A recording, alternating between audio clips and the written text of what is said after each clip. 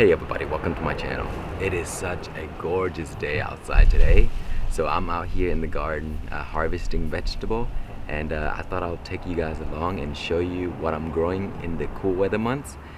Some of these are very common, so you've probably seen them very often, and there are certain vegetables that you may not have seen before but may consider adding them to your garden because they're really amazing vegetables. So let's go around and look at a few and see what they are.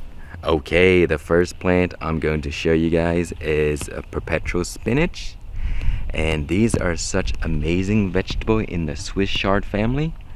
They grow humongous leaves. The texture is very much like spinach texture, and when you cook them they kind of have a similar taste, but I think these are much sweeter and it has a really nice aroma when you cook them in soups. So I've been harvesting these leaves here. You can eat the stems and the leaves, but the leaves are the best because they're the tender parts. And these plants, they grow rigorously in the fall. They do well in the summer as well, but not as well as when the temperature is a little cooler. So you can see here, you see all these leaves will come out like that. And if you keep cutting the leaves, they will keep producing new leaves, and they will actually grow taller and bigger and bigger and bigger, and they will grow through the winter here in Texas. And you know, they may come back next year because I have a few plants that usually make it through the winter, but we'll see how cold it gets this season. Let me show you another one. Okay, and here is a few more. You can see these are much larger. So I've already harvested a bunch of the leaves, and they get enormous. The leaves are like 2 or 3 feet long, and it looks like an umbrella. So you don't have to harvest too many leaves to use because they get that big. You see, so as you harvest, the bulb at the bottom, you see how it grows like a trunk, and it keeps growing up, growing up, growing up, producing more leaves. And you can just cut the leaves, pull them out, and they'll just keep growing more and more and more and more. So maybe perpetual spinach, meaning they keep growing perpetually, I don't know. But they're just amazing vegetables. So if you have not grown these before, probably add them because you will be very happy that you did. Okay, next is arugula. Of course, is always one of my favorite plants to grow. They do well in the cooler months than in the summer. In the summer, they usually grow a little smaller, and they produce seeds very fast because they don't really like heat too much. But when it gets cooler, man, see these gorgeous plants here. And with these, you can just cut a few leaves to use, and they just keep growing back. They produce a ton of seeds. That is why I grow so many, because I always harvest just a ton of seeds, and I just throw them everywhere and just let them grow on their own. And I just sit back and harvest and just keep eating and eating and eating. They just keep coming back. I've given so many of these away as well. The key is when you harvest, don't cut the whole plant, because if you have to cut the whole plant, that's it for that arugula. So just harvest the leaves like this. That's usually the size that I like them. They do get pretty big, and then when you do that, it does take a bit of time, but they just keep growing back. And then of course you should always grow lettuce. They also these are romaine, but these here are salad bowl lettuce, and those are beautiful lettuce. They've been grown for a while, so they're already producing seeds. So as soon as they produce those seed pods, the leaves become bitter. So here are some romaine that I'm growing. They do also like cool weather, so you can grow them in the fall, and they'll do really well. You see how big arugula can get? See, those are the full size one, and these are usually the baby ones. And then I threw some seeds here as well inside the under the tree here, and that also grows everywhere.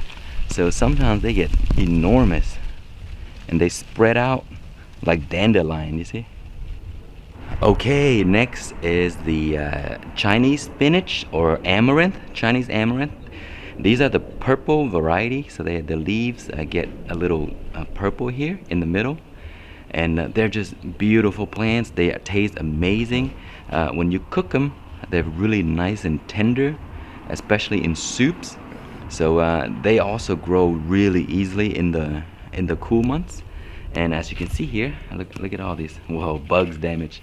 So I just threw a bunch of seeds. These are all started at the same time, and then the few here decided to grow and outcompete everybody else, and so it blocked the sun from getting through, and so those things never made it.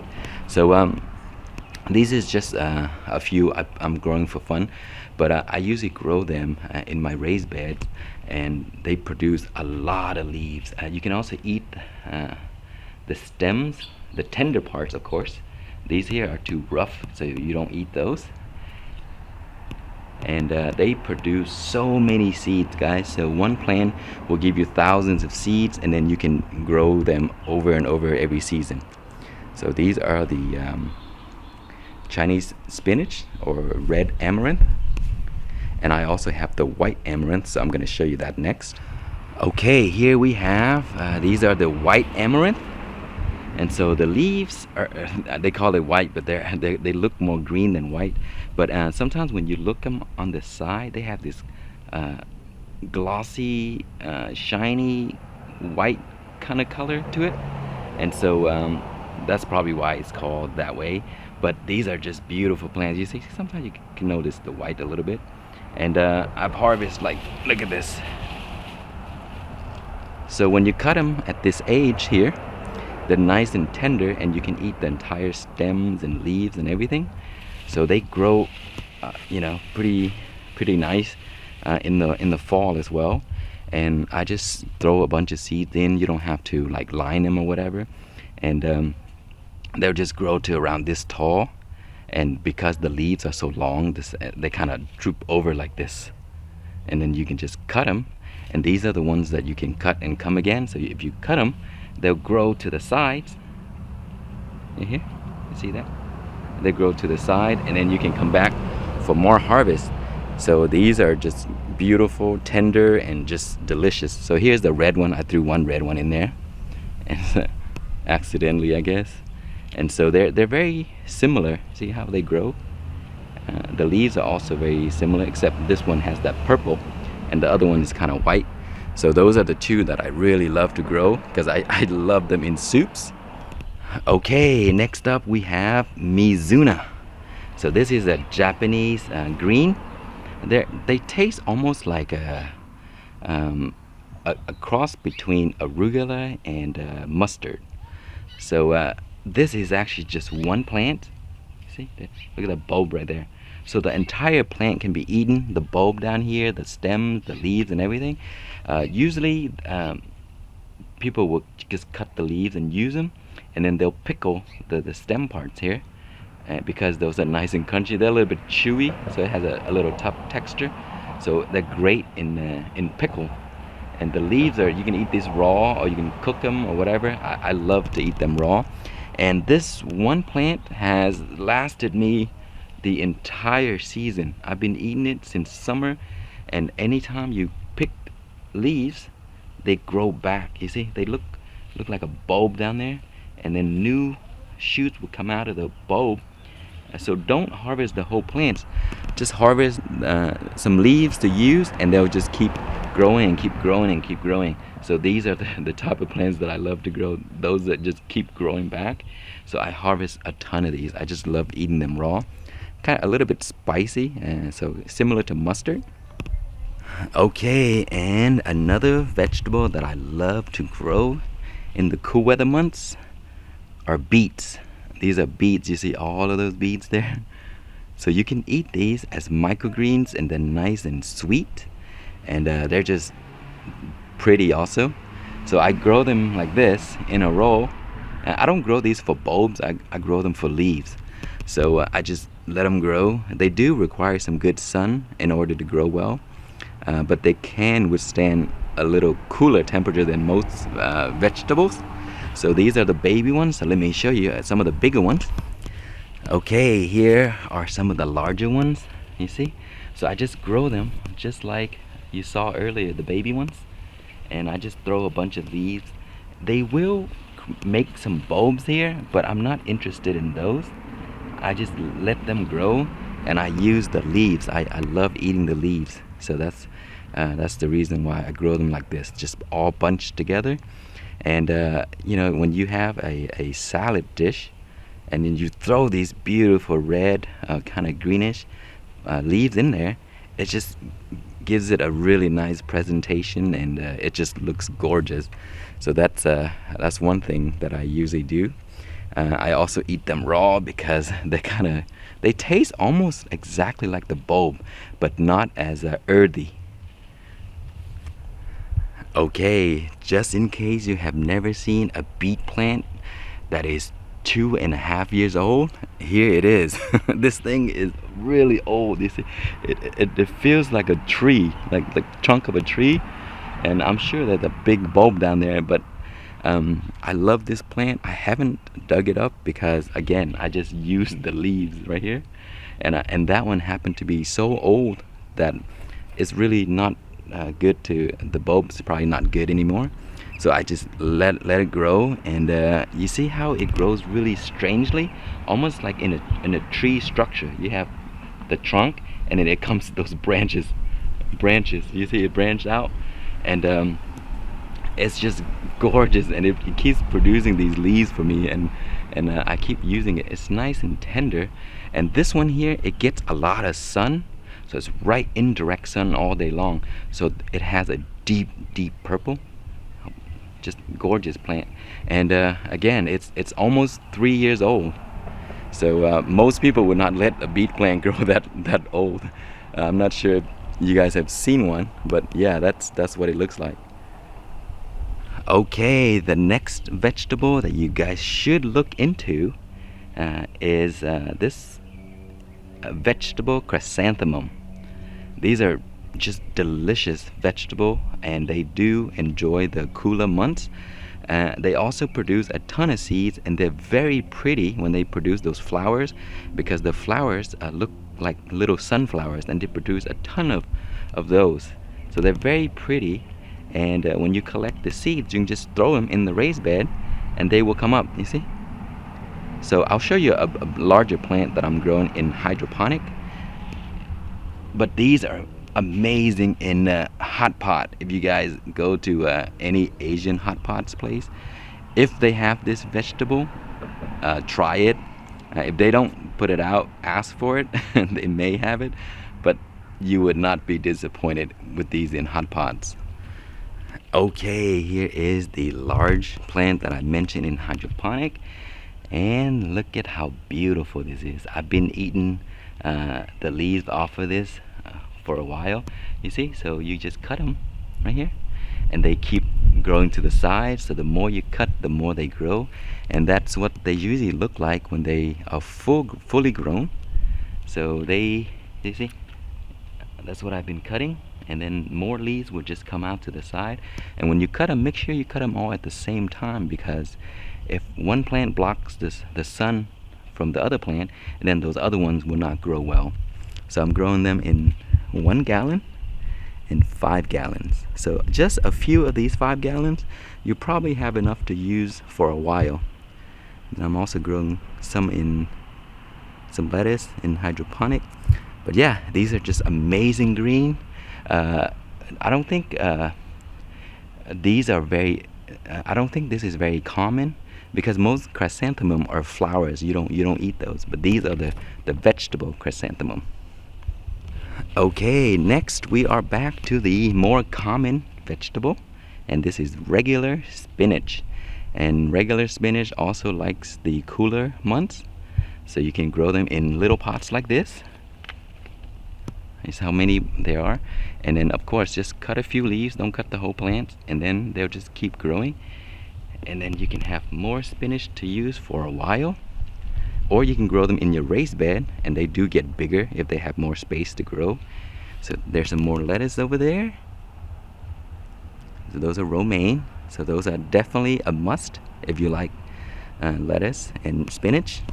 Okay, next we have, these are the Korean radish for making kimchi. If you look up the mu, M-U, radish. This is what they are. They're used for kimchi, but you can also eat the leaves while you wait for the bulbs to form larger, and they do get very, very big.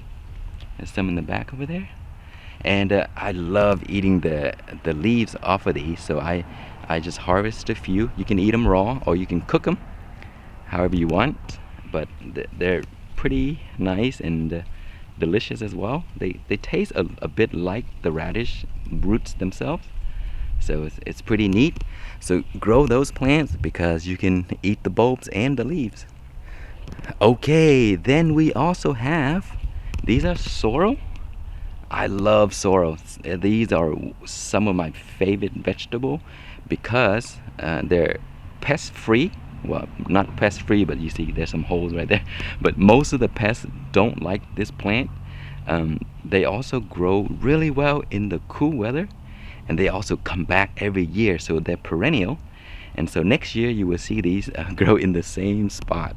The leaves are a little lemony. They're sour, so they're great in salads. You can eat them with other stuff. In the Vietnamese cooking, we use this on bánh xèo.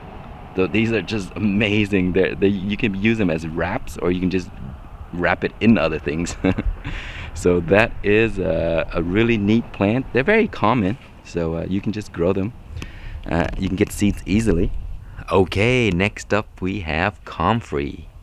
And comfrey is a type of plants that I don't grow for food. I'm not sure if you can eat this, but I grow them for the leaves, and I use these leaves to fertilize my plants because this plant here grows so well in any condition. In the summer, in the spring, in the winter, it will go through snow and frost and freeze, and it'll come back the next year. But during the cooler months, they produce these humongous leaves right here, and you can chop these leaves off, shred them up, and then throw them into your raised bed and mix them with soil, and that will help feed your other plants. So they're very easy to grow. I call these plants they're immortal plants because you can cut the whole thing down, it'll grow right back. You can dig it up and split the bulb. You have two plants. It's just ridiculous. I mean, they're very hard to kill. So once you grow this plant, you really don't have to do much. It'll just survive on their own without you having to give it food or fertilizer or anything like that. It's a crazy plant. Also, they produce these beautiful flowers here that would attract insects like bees and all the other good stuff. So I see bumblebees around here all the time. I see honeybees. So I just love having this plant around for my other plants to use. So I'm not sure who else are growing these, but I recommend just growing a plant and use the leaves to feed your other plants and also to attract the beneficial insects into your garden. Okay, lastly we have green onions. These are amazing plants because they're very pest free, they're very easy to grow, and they'll just last throughout winter frost and everything, and everything else would die except the onions. So they're very easy to grow. We don't use a lot of onions, so just a few plants is enough. And with onions you don't have to cut the whole plant. You just cut the leaves that you need. Even if you cut the whole stalk, new plants will grow out of that, the remaining pieces. So they're very easy to grow from, like say if you go to the grocery store and you buy some onions, you save the remaining bottom piece, put them in your raised bed, and they will grow into these onions. So they're very easy. And because a lot of people don't use too much onions, you just need a few plants and just pick leaves as you go. So they're great. They'll just last throughout the whole season, and they will overwinter themselves and then grow in the next season. So even in the snow, you probably will have onions to use. Anyway, that is it. I hope you enjoyed the video. If you have any questions or comments, please leave it below, and thank you so much for watching.